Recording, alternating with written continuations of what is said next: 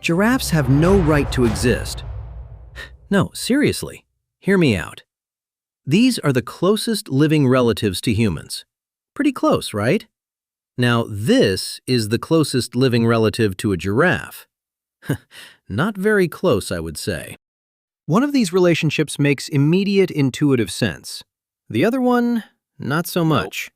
And this is not even the strangest part. This is the recurrent laryngeal nerve, and it connects the brain to a small nearby muscle in the throat. Every mammal has it. In humans, this nerve is about a foot long. But in a giraffe, that nerve is 15 feet long. It travels all the way down the neck, loops around the heart, and climbs all the way back up. All that detour, just to cross a few inches. If someone intelligent designed this in an engineering school, they'd fail the course. And yet this animal has been walking the earth for millions of years, outlasting creatures that were better.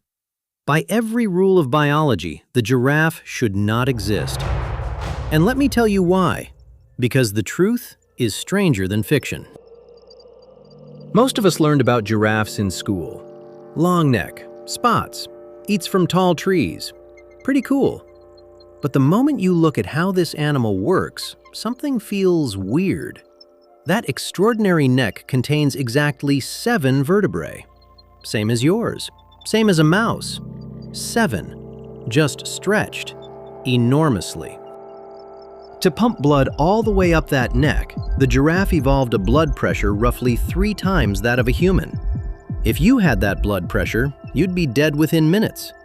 And when a giraffe bends down to drink water, it has to splay its front legs sideways, lower its entire neck to the ground, and stay in that awkward, vulnerable position for almost a full minute. Lions know this. They wait for this exact moment. Oh, and giving birth?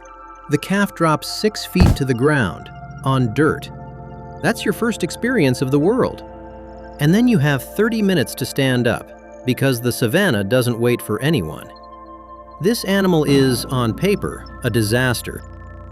But why? Evolution is supposed to be this ruthless optimizer, survival of the fittest and all. Every generation, the weak die out, the strong survive, and slowly, over millions of years, you get beautifully adapted creatures. So why did it produce this? The classic answer, the one from your school textbook, is that the neck evolved to reach food. Taller trees, taller giraffes, more food, more survival. Except giraffes spend most of their time eating at shoulder height, not treetops, things any normal-sized animal could reach. And the okapi, the giraffe's closest living relative, has a short neck and does just fine.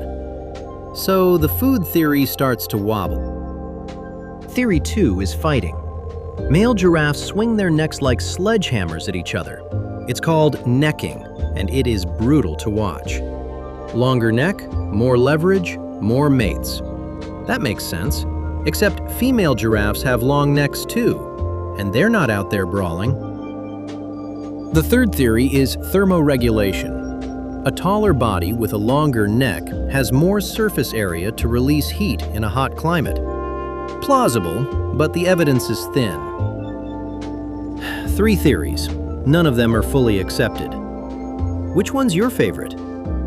Now, this brings me back to that nerve, the recurrent laryngeal nerve, the nerve that exists in every mammal, the nerve that took a massive detour just to connect some nearby muscles in the throat to the brain. Now, for a long time, people pointed to this as proof that evolution is messy, evidence of poor design. But why did this happen? 380 million years ago, in the fish ancestors that we share with giraffes, this nerve worked perfectly. Back then, there was no neck. The brain, heart, and gill muscles sat close together, and the nerve ran a clean, efficient path between them. Then necks appeared, spines elongated, and in some lineages, the nerve couldn't reroute, but stretched dramatically. Until you get 15 feet of nerve doing a 2-inch job. Evolution doesn't work like a software update. You can only add to what's already there. If something doesn't make sense, It's still a feature, not a bug. The giraffe isn't a masterpiece, but it's still here, walking. Because evolution doesn't reward perfection, it rewards survival. We're not designed either.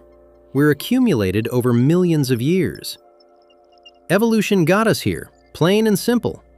And maybe there's something quietly reassuring in that. Stay curious, share this video, and subscribe for more.